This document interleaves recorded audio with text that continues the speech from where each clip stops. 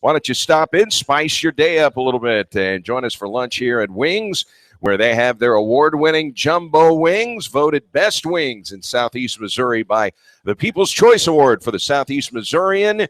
And you can dine in or carry out. We certainly invite you to have an awesome time with us here for lunch today. And including their wings, they have a full menu featuring freshly made burgers. They have wraps, subs, quesadillas, entree salads, smoked ribs, and much more than that. Their appetizer lineup has their ultimate nachos. You can try their deep-fried pickle spears. And they have the HD TVs all over the place. Right now, back in the banquet room where we're located, we've got highlights from the Redhawks game at the University of Indiana yesterday. The Redhawks head coach is here, Rick Ray, and the trip to Bloomington, Indiana. It was a smooth trip. Everything went well, and I would suspect the guys thought it was kind of cool playing in a venue like that. A lot of history as you see all the banners, the 5 championship banners hanging in that building. Well, I think when guys look back at their experience playing college basketball, you want to make sure you're in giving these guys life experiences. So, at some point in time when that game is on TV and they're watching with their son or their grandson, they can say like, hey, I had a chance and an opportunity to go play at Assembly Hall, one of the more historic basketball venues in the nation. So I think it was kind of neat for our guys. Some of it, I'm sure, when they step foot on the court, was a little overwhelming and things like that. But I always think it's a positive experience for us to make sure we provide those opportunities for our guys. I've been to a lot of buildings. This building, the angle on when you get up in the upper level where you have to go sit in the seats that are really high up, the angle is more steep than any building I can remember being in. Yeah, you look straight down on it. It's a little different. So that's why when they get going there, and they obviously provide a great atmosphere with their crowd, that crowd literally is right on top of you, no matter how high they're up. Usually most venues, they're not as steep as that.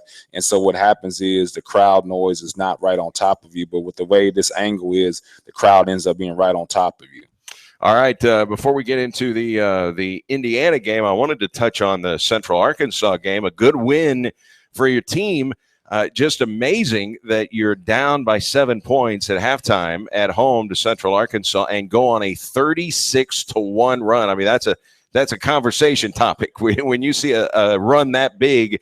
What were your thoughts during that run, and have you ever seen anything like that? You've been around the game a long time. 36-1 is almost unbelievable. Well, I tell you this, first of all, Central Arkansas really scared me. Because they had just come off 2 nights before taking the Arkansas Little Rock team in the overtime. A team, Arkansas Little Rock, that advanced to the second round of the NCAA tournament. One of my former assistant coaches at Mississippi State is now the head coach at Arkansas Little Rock, and I had a chance to talk to him that next morning. And he just kind of told me the things that really bothered them, the things that they had troubles with. So that sort of conversation helped me out. And, you look at their record, they've been on the road the whole time. That was their first home game. Yeah. And they played some really quality competition. So I thought their record was really deceiving. But they had 2 really quality players that can score and get buckets in different ways, being able to shoot the ball, drive, and make plays. But referring back to your question there, that 36-1 run is something I never experienced, been around, even heard of. I didn't realize how big of a run it was until after the game when someone informed me of that. So I thought our guys turned our defense into offense. They were really active on the defensive end, knocked some balls loose, was able to get out in transition. And once we got out in transition, it kind of everything started to roll into place. We started hitting threes. We started feeling more comfortable on the offensive end, and guys started getting after it even more on the defensive end because they wanted to go eat on the other end. Well, there was a stretch there in the second half, a 1-minute, 44-second stretch where you scored 12 points. Now, they didn't score, a field goal until the first 10 minutes had elapsed, 10 minutes into the second half before they scored a field goal. But the offense feeding off of the defense feeding off of the offense, that's something that you've talked about several times this year. Yeah, I think there's always a demeanor that each team has. I think you have to have a mature team and a special team for guys to continue to defend on the other end when they're not experiencing success on the offensive end. That's human nature. So what we got to do is we got to mature into a team when things are not going well for us on the offensive end. We still continue to defend. I'm a huge college football fan, and just the maturity that a team like Alabama displays. That last game they played in the championship with Florida, I think they had a -7 yards offense in the first quarter, and they were still winning, because they just didn't get wrapped up in what their offense was doing. Now, it's different in football. Obviously, you play 11 guys on defense and a different 11 guys on offense. Basketball is a unique sport. You got to be able to change attitudes and demeanor going from offense to defense. You can't sub on the fly like hockey.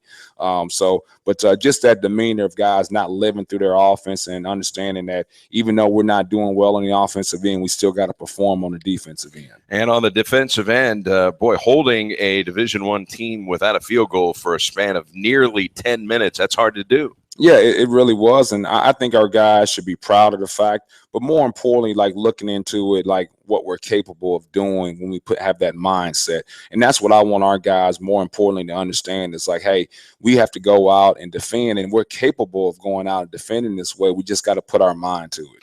By the way, Antonius Cleveland, the Redhawks all-conference senior guard, is going to be joining us a little bit later on in the show.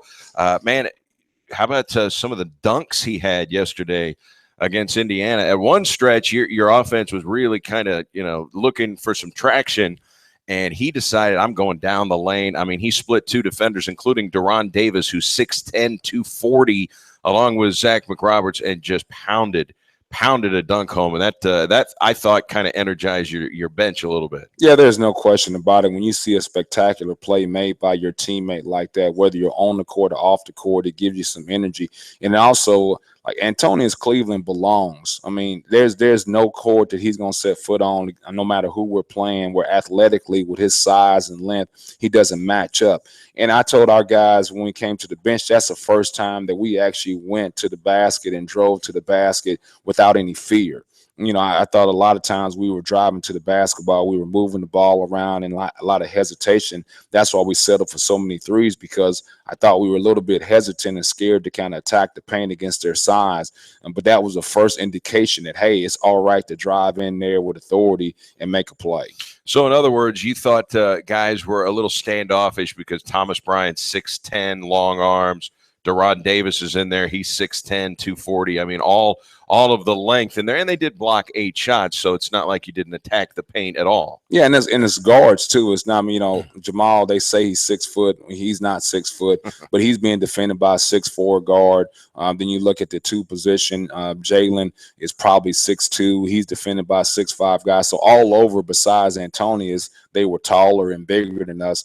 And so I just thought we had a little hesitation to go in there. But I told our guys before the game that when you drive the paint the first time, you're going to have to kick out because you're going to have a really difficult finish against all that size and length that they have. And so that second opportunity you get in the paint is your opportunity to score. But the first opportunity is going to be a degree of difficulty that we don't want to deal with. And when you do that, it opens things up in that second paint drive, and obviously now you can get a second paint touch and get a wide open 3 instead of a contested 3. Boy, they are number 2 in the nation in rebounding margins. That means they're a plus 15, meaning they out-rebound their opponents on average by 15 boards per game. They only out-rebounded you by 11. I would almost bet nobody out-rebounds them this year. No one that they play in the Big Ten is going to out-rebound them. Their guards are terrific rebounders. Their shooting guard, Blackman, was their leading rebounder at halftime. Well, I got 2 coaches, I'm sure, in the Big Ten that probably would disagree with you. Purdue. I'm sure Matt Painter over at Purdue with Isaac Haas at 7 foot and Caleb Swanigan at 6'9" would probably argue with you. And I imagine that Tom Izzo over Michigan State takes a little pride in his team rebounding the basketball. But to your point, they're a very good rebounding team. And I think what makes them such a good rebounding team is not just their bigs rebound. Their guards come down and rebound. I think what's the shooting guard? Blackman. James Blackman had, I think, 8 rebounds in that particular game, and he's done a good job. He's averaging about 6 rebounds a game. So when your guards are getting involved in rebounding, that's when you have a special team rebounding the basketball. All right. How do you like the way you guys are rebounding? You've been holding your own on the glass. Well, I tell you what, I really don't get into. I think that rebounding margin sometimes is a little bit like a misleading stat. The thing that we look at is defensive rebounding percentage, because you can only rebound the shots that the other team missed.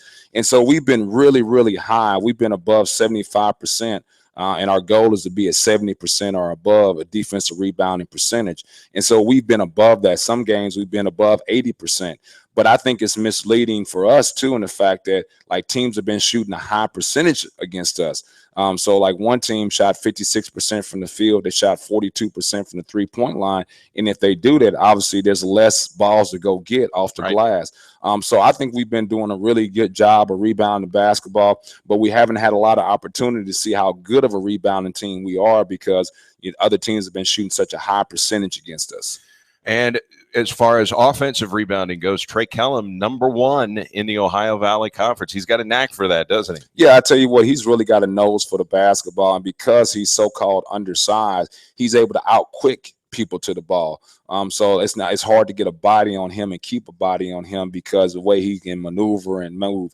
But the one thing that we like to see more from Trey is, like, we like him to be the #1 defensive rebounding guy in the OVC as well too. So you always, like, cherish those opportunities to get another opportunity to go and attack the glass and get another offensive possession. He provides that for us. So he's done a really good job on the offensive glass. We like to see him do a little better on the defensive glass, but he's a guy that can go get rebounds. It appeared early in the Indiana game he settled for about a 15-foot jump shot, and I just kind of glanced at you, and you immediately made a beeline to William Chenga to go into the game, as if to say, that's not a shot we want you taking. Well, I tell you what, it wasn't the shot as much as I was concerned about was the fact that how the shot happened. In our offense, when the ball screen crosses the half-court line, it goes from side to side. He's supposed to sprint up out of that block and goes to the ball screen. And he didn't do that. He stayed in the post, and then he stayed there in post, and our guys fed him the ball. And so now, instead of him getting the ball at 5 feet away from the basket on the ball screen dive, now he's posting up and getting the ball at 12 feet from the basket. And now he's turning and shooting, and by the time he turns and shoots, it's a 15-footer. And that's not good for our offense. So, like, in any walk of life in basketball, what you want to do is you want to make people take contested two-point jump shots. And so he took a contested two-point jump shot. So that's not what we want offensively, because obviously that's what the defense wants to force. So I don't think it was more a result of the shot. It was like how the shot happened, because he didn't do his job as far as sprinting up and setting that ball screen. Well, the one thing with Trey, he has really been attacking the basket. He's not settling for those shots very often. Attacking the basket, and when he gets to the free throw line, hitting the free throws. You've got to be pleased with the way that you're shooting free throws. You went into the game yesterday second in the OVC in free throw percentage. You didn't shoot the free throws very well yesterday, but you're still third best in the OVC, and Trey Kellum is right there over 80%, leading the way for you. Yeah, it's hard for me on this, because, like, when guys go to the free throw line, I'm a kind of very matter-of-fact guy. Like, you're supposed to make them. I mean, there's nothing there at the free throw line inhibiting you from making that free throw shot. And I thought that the crowd at IU got to us a little bit at the free throw line, and they do a tremendous job with that. But, one of the timeouts, I said, hey, fellas, like, the crowd can't come down and block your shot, while you're shooting a free throw. I mean, just concentrate and knock them in, because you guys are confident free throw shooters. But we spent a lot of time in the offseason working on free throws. We spend a lot of time outside of practice. We make guys come in the morning and shoot 100 free throws. So it's something that we've concentrated on, because we do think it's really important. And in close ball games, that's when that free throw shooting will really show up. And I think people focus in at the end of the game, free throw shooting, but that free throw that you miss in the first 18 minutes of the game is just as important as that free throw that you miss in the last 2 minutes of a game. Anybody that wasn't there, if you have an iPhone and you see the emojis that are on the iPhone available, instead of the fat head pictures that they put in the student sections you see so much, they had fat heads of emojis, and there was a taco emoji. There was every emoji possible, and that's what they were waving behind the glass. And they had to do the emoji exchange at halftime, because you're shooting at a different basket in the second half. So all the emojis had to make their way to the opposite end of the floor. But those are some of the fun things in college basketball, right? The fat heads, the waving the emojis, the student section trying to throw a guy off at the free throw line. Yeah, the student section is what makes college basketball atmospheres great. I think obviously you want the local community coming out and supporting your team, but it's always the college students that come out to the venues, and that makes the atmosphere really great. And IU's had a long-standing tradition of having one of the better college atmospheres in college basketball. They claim in their game notes that they have the largest student section in college basketball. Now, I mean, if they're claiming that, then I'm sure they've got something to back it up, but pretty nice student section nonetheless. Yeah, they do a good job of coming out and supporting. And Indiana, like I've recruited in that state. I've worked in that state, being at Indiana State, being at Purdue.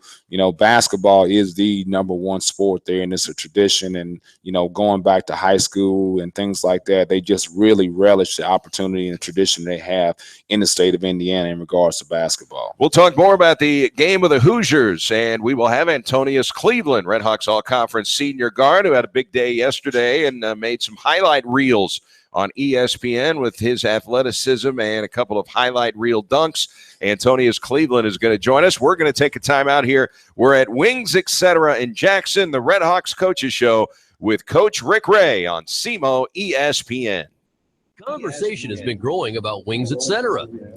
See, Wings Etc. has those award-winning jumbo wings. They're popular for both dine-in and carry-out. Now, the word is getting out about Wings Etc.'s appetizer lineup. From the ultimate nachos to the deep-fried pickle spears, frankly, they're irresistible. Friends are sharing time together at Wings Etc. They've got dining rooms filled with HD TVs tuned to the best sports pro.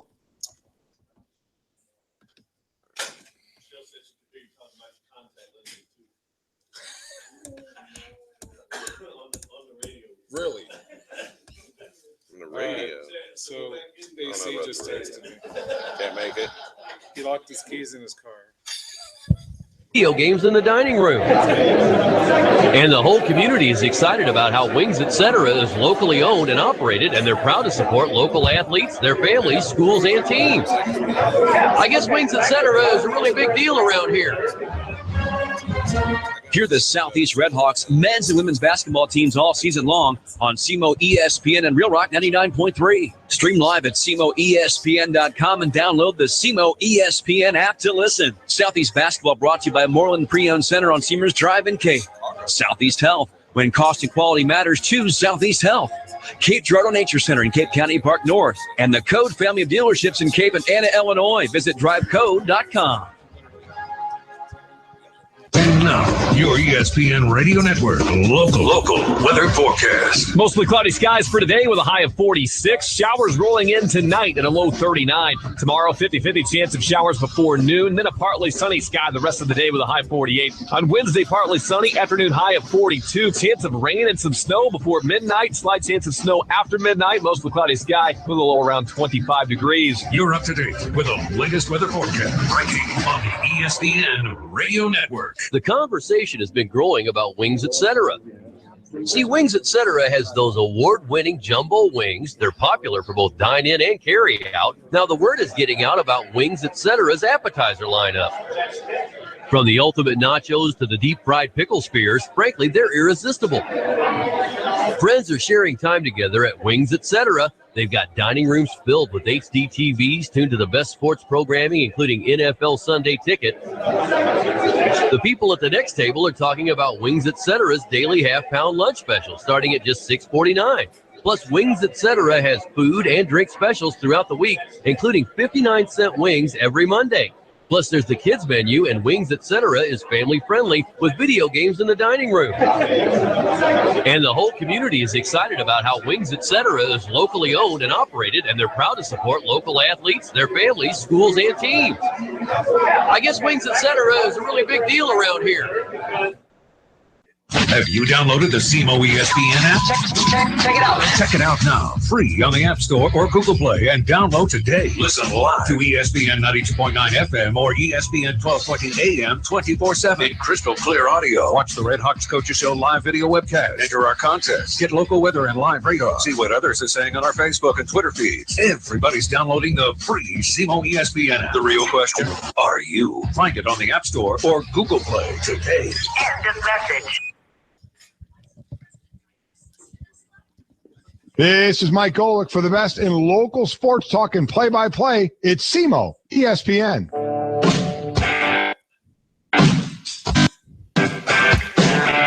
Redhawks Coaches Show live from Wings Etc. in Jackson. And scheduling note, next week we will be back in the Cape Girardeau location. So we'll be back in Cape next week. We just got word, Coach Ray, that no Antonius Cleveland. He is occupied and he's not going to be able to make it. Well, I tell you what, that's what you're dealing with when you're talking about like 18 to 21-year-old guys. Apparently he was locked his keys in his car and is not able to locate his spare keys. So he's still going to try to get here en route, see if one of his teammates can bring him. But things like this pop up all the time when you're dealing with that age population. He's not a freshman, though. He's a senior. That's my point. Yeah. So hopefully he'll be able to make it here, but there's a good chance that he won't. When was the last time you locked your keys in your car? And we've all done it at some point.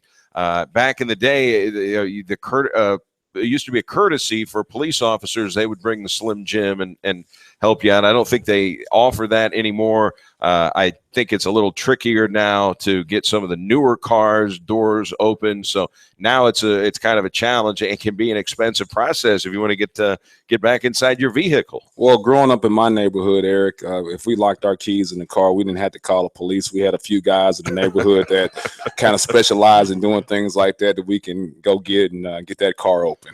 All right. Let's remind everybody that here at Wings Etc., their daily half-pound lunch specials start at just $6.49. That's $6.49 for a half-pound lunch special here at Wings. They've got food and drink specials throughout the week, including 59-cent wings on Mondays. So 59-cent wings, the big special today. Their kids menu is terrific. And, of course, Wings open 7 days a week, and they are open late on the weekends because the games run late. It's Wings Etc. Good food, great times, and we are in the Jackson location. We'll be back in Cape next week. Back to the University of Indiana game. How about the size that they're able to bring in off the bench? That Deron Davis, who was Mr. Basketball in the state of Colorado, I think he had over 1,000 rebounds and a state record 441 block shots in the state of Colorado. And that guy's coming off the bench. Yeah, I tell you what, I grew up and I know Tad Boyle really well, who's a head coach over at Colorado, and I know that stung him, like losing him and letting a kid like that of that caliber get out of your state and go to Indiana. So I know they invested a lot of time and effort in recruiting that young man, and I can see why now. He's got a college-ready body already, and so he's a guy that gives them some presence. Anytime you have guys that can score with a back to the basket, it's an added bonus, and Indiana actually has 3 guys that can do that. You know, you look at a couple of guys on Indiana's roster that are Missouri guys. One guy didn't play, OG Anunoby, who may be their best athlete. He was their leading scorer in their win over North Carolina, and he was out with a sprained ankle, but he is from Jefferson City.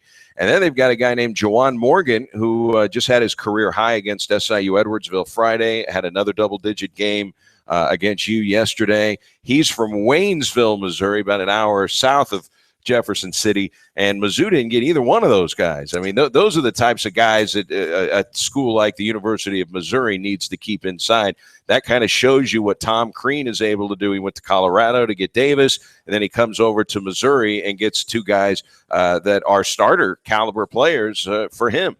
Well, I tell you what, I think Indiana is one of the top 10 jobs in America. And when you have one of the top 10 jobs, you're able to go into different enemy territories and get players. And so, you know, that just kind of speaks of the job Indiana has and the type of recruiting efforts that Tom Crean and his staff has put in. But, you know, this is always something that I think a lot of people don't understand. When you're at a so-called mid-major or low major and you miss out on a kid in your state, you're able to go somewhere else and get a kid of that caliber from outside your state at times. But like when you're like a high major university and you miss out on a kid in your state that's good enough to play in the SEC or Big Ten or what have you, like there's not a lot of guys in your state that are able to come in and help you. So you've got to hit home runs on those in-state recruits, because at the high major level, there's only probably about one or two, unless you're like in California or Florida or, really densely populated state, that you can go get somebody else. Well, in the state of Missouri or Colorado or someplace like that, you miss on the kid that's a high major guy. Like, there's probably not another one of him in the state, so you got to get him. Tom Crean, does it seem like he's been there 9 years already? This is his 9th season, had great success at Marquette. He took over the program when it was struggling and had some lean times there very early on with the promise, hey, we're going to get this thing going. We're going to be a championship caliber ball club, and they've won 2 Big Ten titles. They're the reigning Big Ten champs. Boy, he's done a nice job kind of rebuilding Indiana, because there were some lean years there after Bob Knight left, and then Mike Davis was there, and things started to kind of head in a direction that Indiana fans didn't want. Yeah, the administration showed patience with him. I think far too often at that level of basketball, football, what have you, people are always willing to give somebody a quick hook. And so, like, when you kind of persevere and let a guy kind of fight through those things, you can see they're reaping the rewards. And I told our guys after the game, I mean, hey, there's no shame in losing to Indiana if you just go out and compete. And so they beat 2 blue bloods. There's not very many times in one season that you're going to beat Kentucky and Kansas. It just doesn't happen. So they're a really quality ball club. I just want our guys to understand that, like, we got to do the little things in order to make ourselves competitive in that game. And, I think what happens is guys offensively think they need to make an extraordinary play or have an extraordinary game in order to compete in those games. And really, you don't. You just need to make the simple plays. You don't need to make mistakes. You can't have a high turnover margin. Where you need to be extraordinary is on the defensive end. So, in other words, just play the system. Let the system go. It doesn't matter what the jersey says of the guys you're playing. Run our system. Yeah, I think everybody thinks that somebody on the team that has to have an out-of-body experience. Somebody on our team has got to go for 30, or some guy's got to hit 6 threes or what have you. No, you don't. You just need to, like, play basketball and do the simple things in order to give yourself a chance to win. And where you need to be really good at is on the defensive end. And the evidence to that is Fort Wayne beat them, and no one went for 35 for the Mastodons that night, did they? No, and they didn't shoot a high percentage either. I mean, they just kind of like grinded out and played and make plays. And I tell you what, the misnomer that a lot of people have when they talk about their game, IU having the courage to go play at IPFW. Well, if you look at that venue, it was 75% of IU fans there. I mean, so there was a lot of crimson in the stands. Yeah. It wasn't like it was like a hostile environment they put themselves into. Yeah. So, but that is the only true road game they've played. Now, when they beat Kansas, that was in Hawaii, and that was a neutral site venue. But that's the first road game the only road game, and they won't play another road game, I don't believe, until they get into conference play. That's the beauty of being in the big conference. You've got an athletic department with pockets deep enough where you can play if you want to, all your non-conference games at your place. Yeah, and I tell you what, Syracuse is a team that, routinely, I think it was like 2 years ago, they didn't play a team outside of a game outside of New York until they started playing their conference schedule and had to travel on those things. So, and I apologize, I mistakenly said that IU beat Kentucky, IU beat North Carolina. That was the other blue blood that they beat.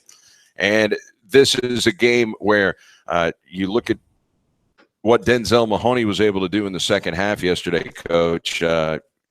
He impresses. Whether or not he'll be consistent on a regular basis, most freshmen are not, but you can see the talent. He finishes the game with 16 points, and I believe 12 of the 16 came in the second half. He continually got his way to the free throw line in the second half as well and knocked down his free throws. Well, he got in foul trouble there. I think he got 2 fouls within the first 3 minutes of the first half there, and we had to sit him out and actually brought him back and had him play some with 2 fouls there, and he went out and played smartly in that situation. I know some guys won't play a guy at all with 2 fouls in the first half, but we put him back out there, and he did a good job of playing under control. Denzel's a matchup problem because most forwards can't guard him out on the floor because of his ability to shoot the ball and pass it and then dribble it.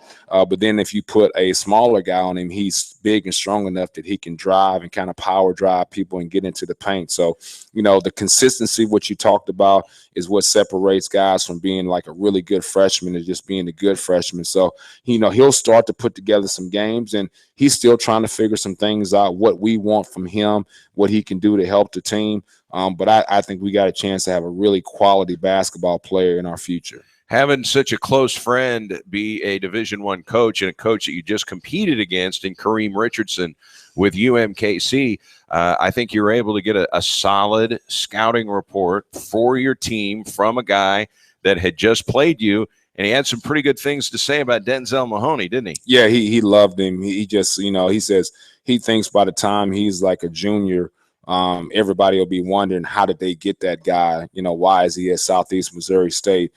He just says that he simplifies the game. He said, he's not out there trying to do anything outside of like what he can do. He just keeps the game really simple. And he said he's got an unbelievable demeanor, doesn't get too high, doesn't get too low. So, and he said to have a guy come into your program that's physically able to do that as a freshman, really speaks well of him. So he thinks he's got a bright future. Is that something that can rub off on other guys playing with Denzel Mahoney, a guy that just plays within himself, doesn't try to do too much?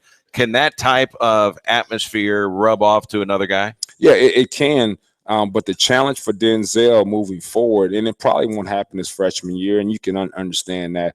But now, like, getting guys to see that, not just being as an example, he's got to become a guy who's more of a vocal type of a guy. He doesn't talk very much, both on the court and off the court. So we've got to get him to kind of get outside of himself.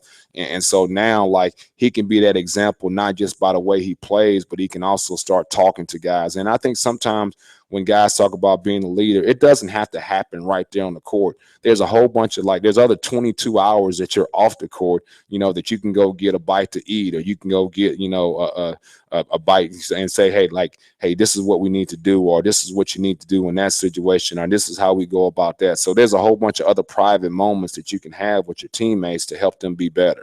The guys that do talk on this roster, it appears to me, Jamal Calvin talks a little bit. It seems Daniel Simmons talks a lot. Yeah. One is good and one is bad.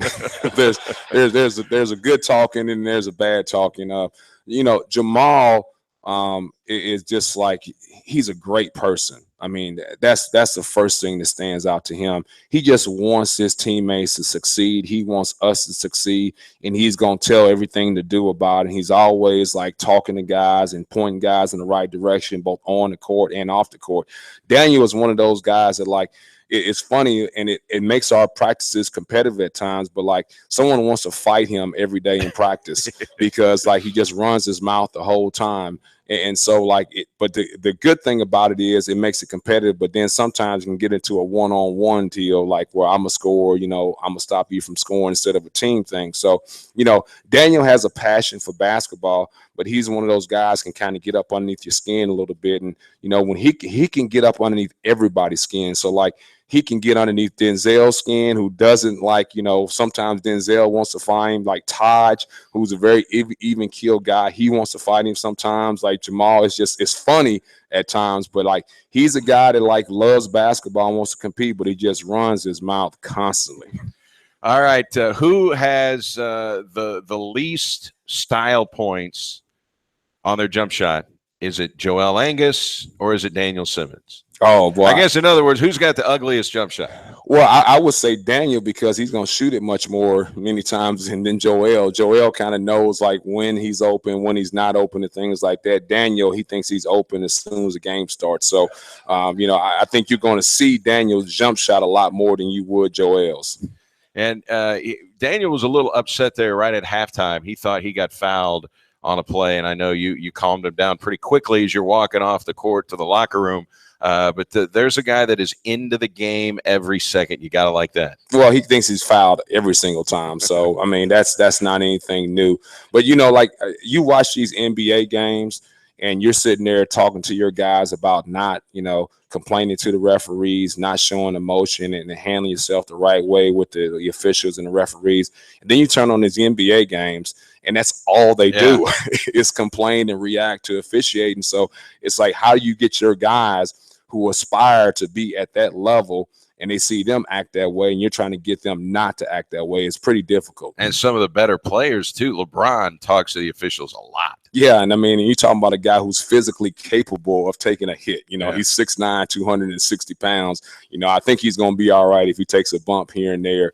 But that's the example that they have, and you're trying to get those guys not to be that way. All right, your buddy is coming to the Show Me Center on Wednesday, Paul Lusk. I watched Paul play basketball when I was going to SIU. He was a terrific player, hard-nosed guy, really good shooter of the basketball. So I remember him as a player for the Salukis. Give us your background with Paul Lusk. How did you guys become so close? Well, he was at Southern Illinois with Matt Painter when I was at Indiana State. So you always played him twice a year. And when you talk about recruiting, it's like that movie, The Usual Suspects. Yeah.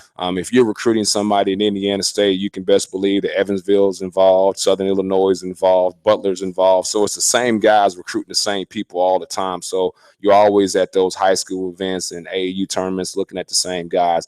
And then after that, I had the opportunity to work with him over at Purdue under Matt Painter. And so, when you're assistant coaches, you guys spend so much time together trying to figure out recruiting, trying to deal with your guys and get them on the right path. And, Paul was a guy that I always admired because there's two different types of recruiters. There's those recruiters that, like, no matter what, they hang in there with them, no matter how bad the tea leaves look as far as like him not coming or your head coach saying that he doesn't like him. Okay. And then there's those guys that as soon as something goes bad in recruiting, they just chop him and move on to the next guy.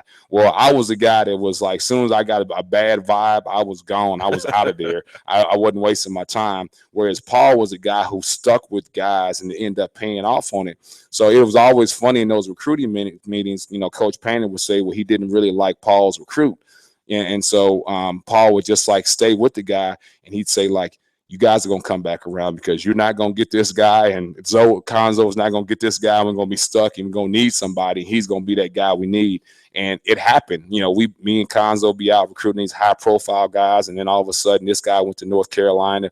This guy went to Syracuse, and then he was sitting right there with that guy that was perfect for us. So he really did a good job on the recruiting trail for us and really knowledgeable about the game of basketball. It's a really big year for Paul Lusk at Missouri State. They're expecting a good season. They're off to a 4-2 start to their year. And one of the things that he was able to do was, go out and recruit 2 JUCO All-Americans, and that's what he did. Ronnie Russo, it'll be interesting to watch him play, Coach. Their leading scorer, junior college All-American. He's averaging 13 points per game, 5th in the Valley in assists, 3rd in assist-to-turnover ratio. He's 5'10", 153.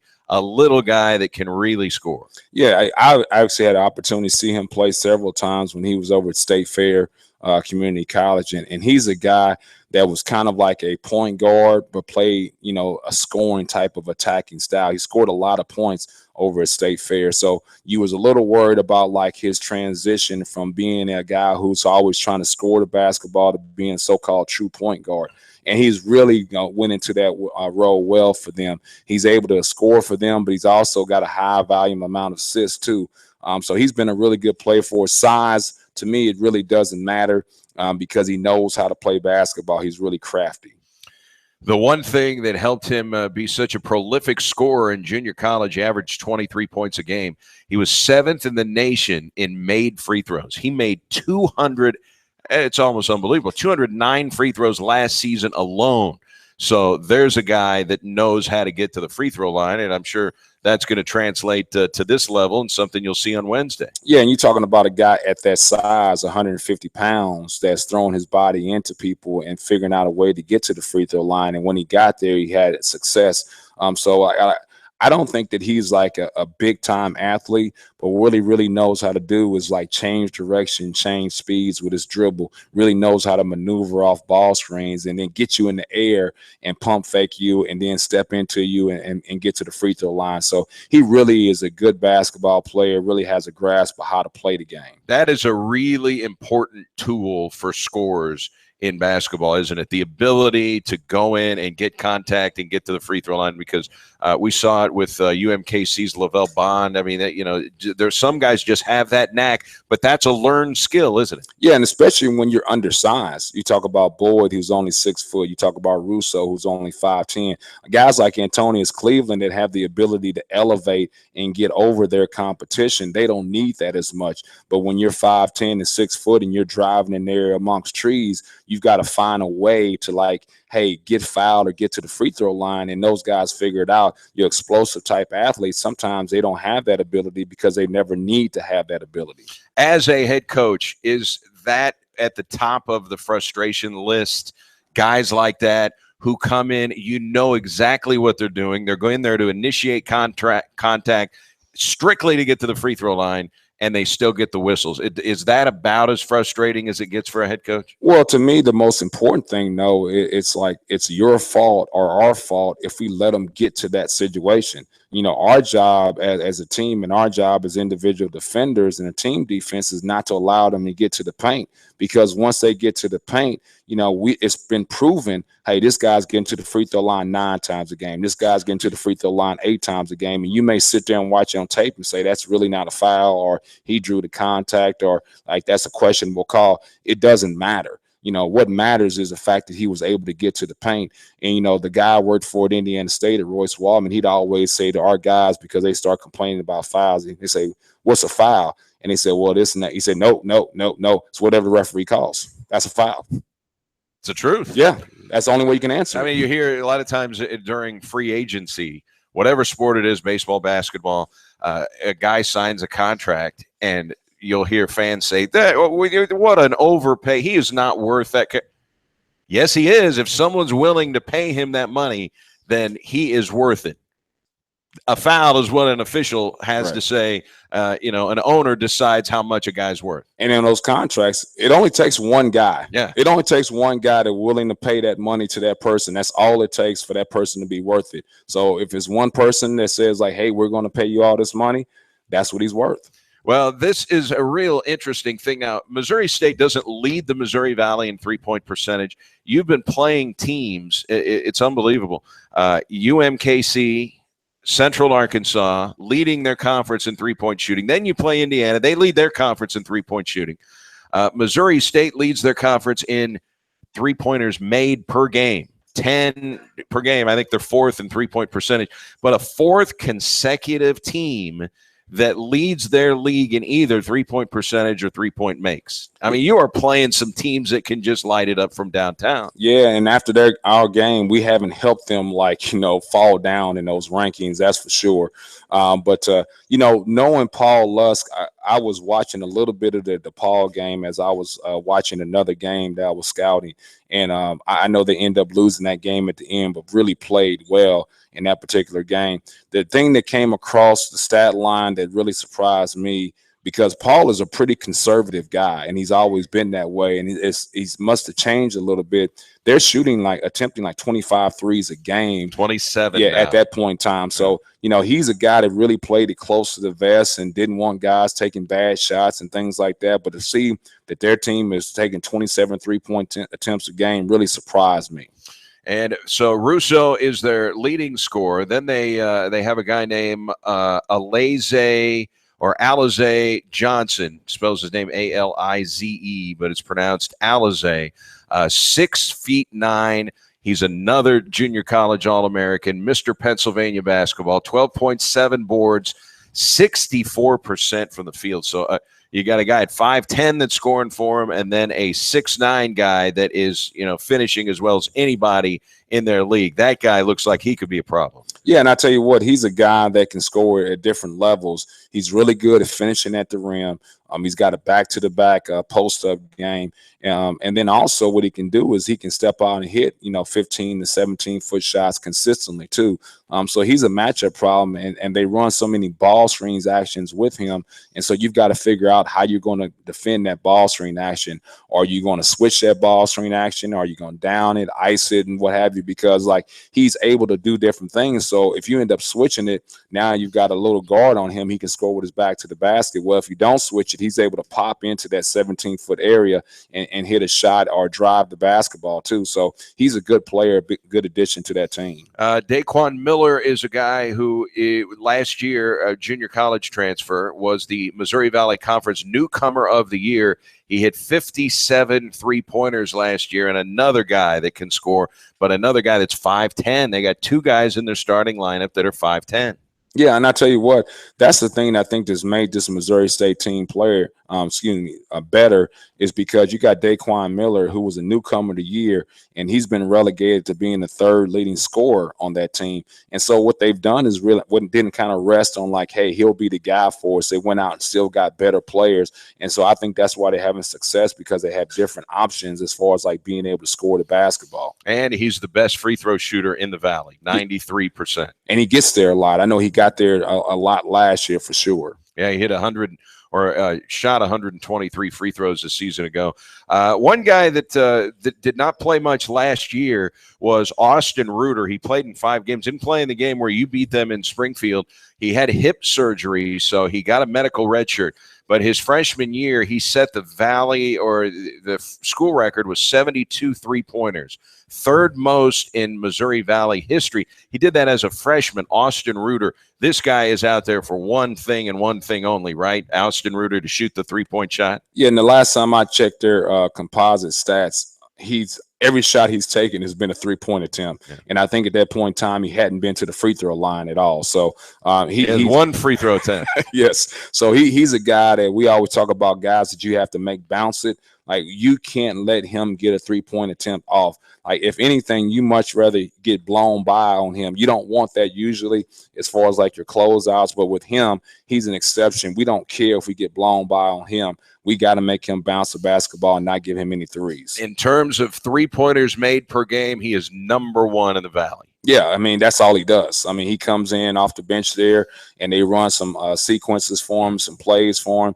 and he's a guy that goes in, and they know that they're running three-point plays for him.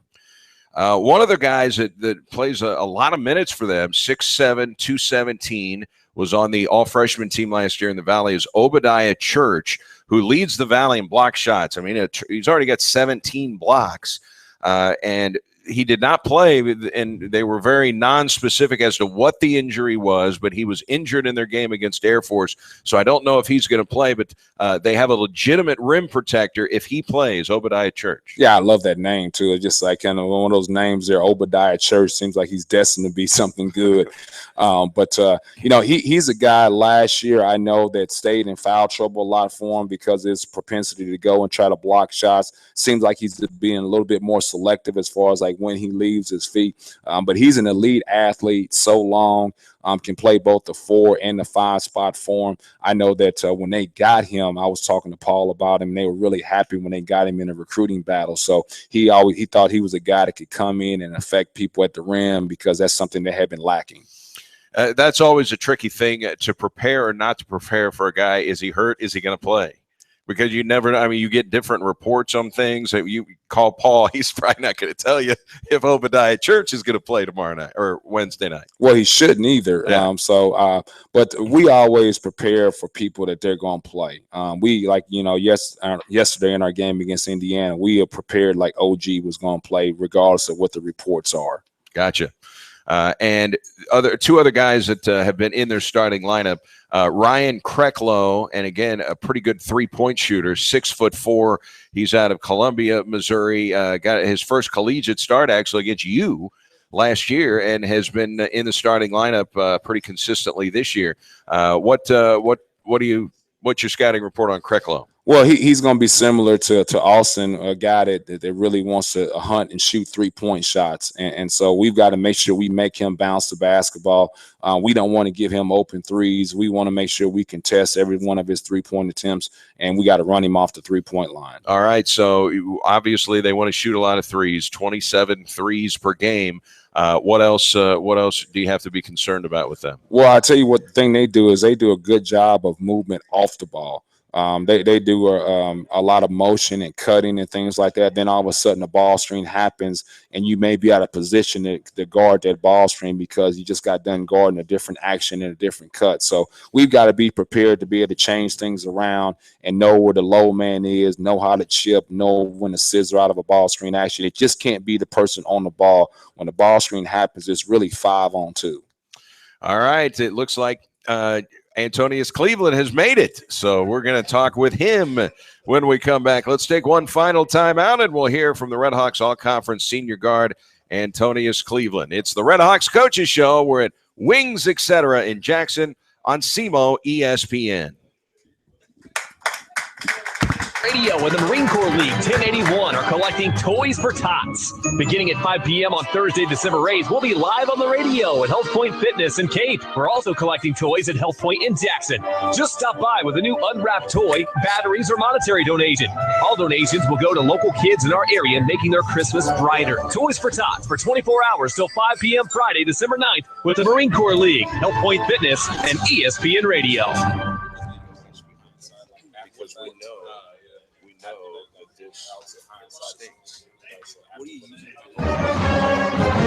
Hear the Southeast Redhawks men's and women's. We usually have one here. I just had time. It's kind of sore, but we have a lot.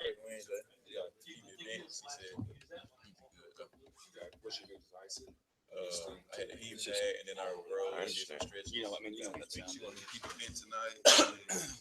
The Code family of dealerships in Cape and Anna, Illinois. Visit drivecode.com. And now, your ESPN Radio Network local weather forecast. Mostly cloudy skies for today with a high of 46. Showers rolling in tonight at a low 39. Tomorrow, 50-50 chance of showers before noon. Then a partly sunny sky the rest of the day with a high 48. On Wednesday, partly sunny. Afternoon high of 42. Chance of rain and some snow before midnight. Slight chance of snow after midnight. Mostly cloudy sky with a low around 25 degrees. You're up to date with the latest weather forecast right here on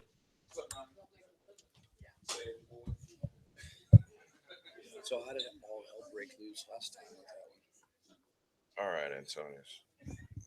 Wait, we still got a minute.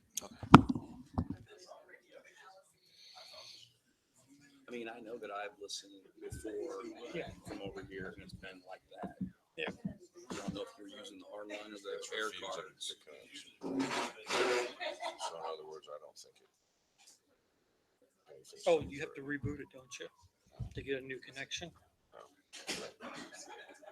You sure? Miz was good with the other one. I'm just This is on the other line, so.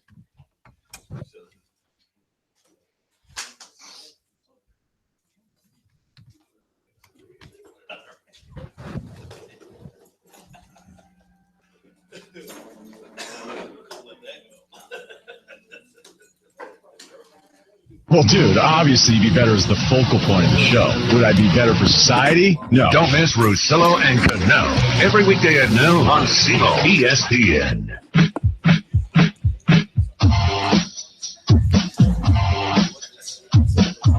Welcome back, Redhawks Coaches Show. We are at the Wings, Etc. in Jackson, and don't forget, we'll be back in the Cape Girardeau location for the next 2 weeks. So next Monday, we will be over in Cape. We hope you make plans to join us.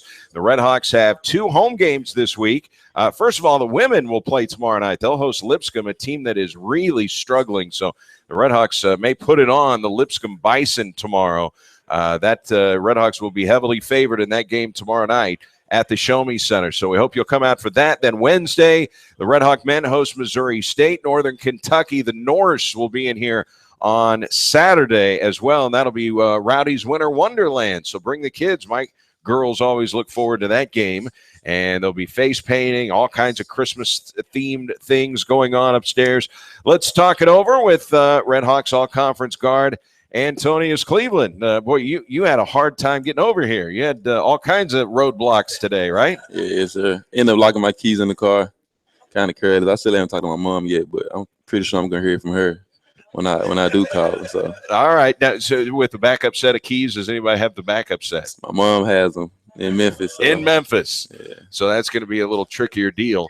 Well, good luck on that. We've all done it. Yeah. Every one of us have locked our. Anybody tells you they never done it is lying. Everybody has done it at some point in time. So how was the atmosphere yesterday? What did you think about playing in a cool venue like the University of Indiana? I think it was real cool. You know, it was a lot of people there, and you know, I obviously see a lot of those games on television. You know, I watch Indiana play a lot on ESPN, so just actually being in that, you know, the environment that I'm used to watching was kind of cool. Now, I can't remember. Were you on the team when we played at Kansas, or did you come after that? That was a year before me. Okay. Yeah. All right. So that was a really cool. I heard that was the Kansas. I heard it was hot, and it was definitely, you know, a lot of people in there just as well as last night. But I heard it was crazy. You couldn't hear it, and it was hot. Yeah, it was a pretty impressive environment. I want to ask you about that first dunk that, you know, made the highlight reel.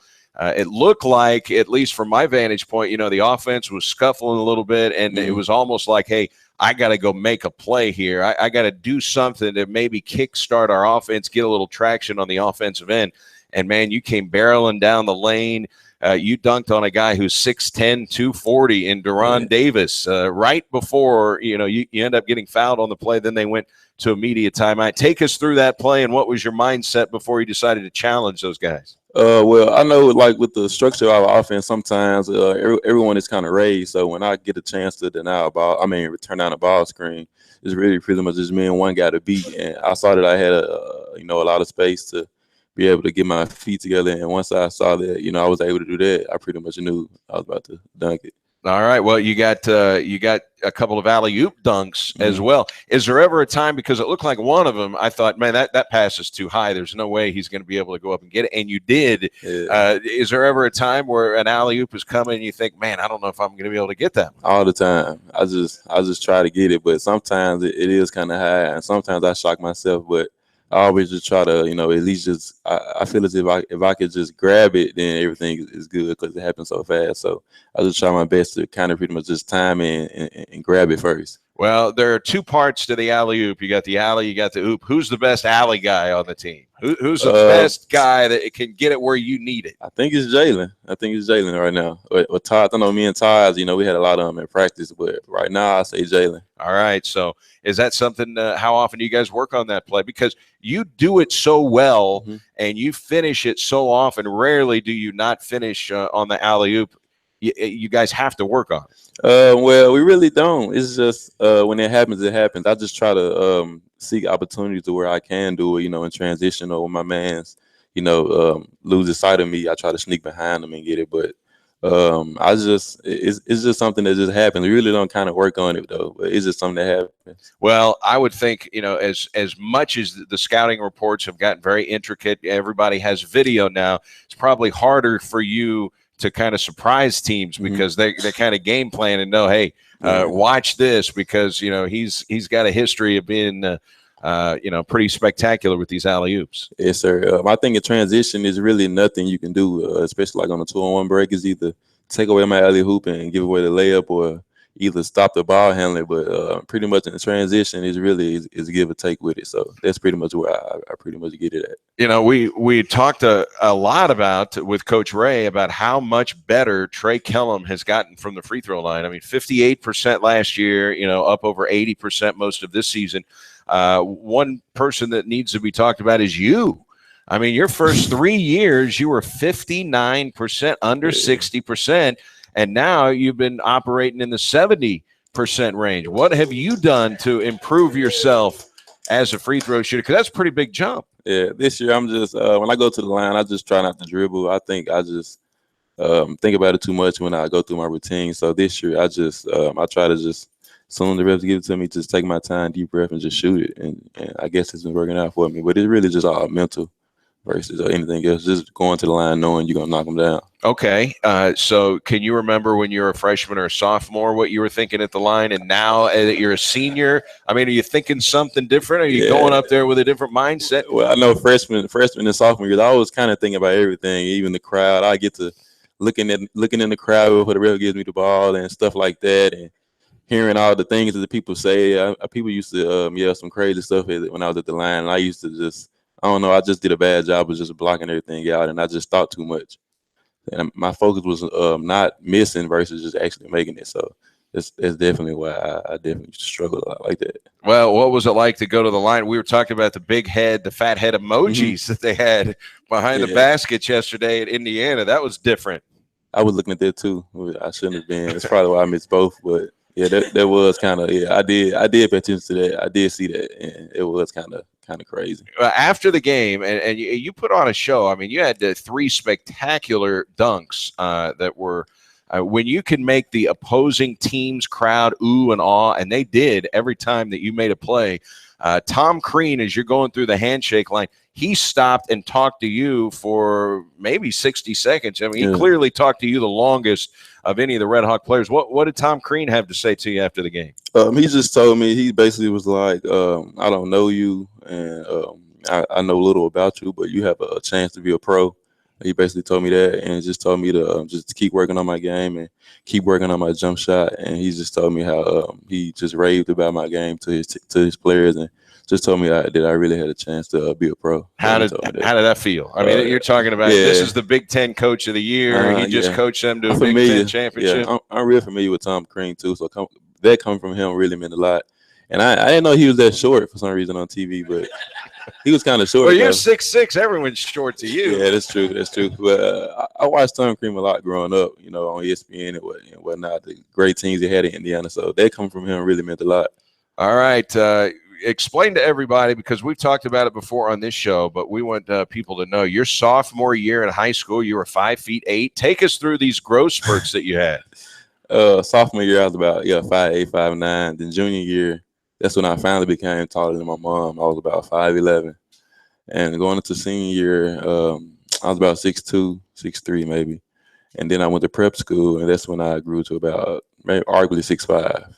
And you've grown an inch since you came here. Yeah, I've grown an inch here, I think, since I've been here. So now I'm 6'6", and I think I'm gonna stop at 6'6".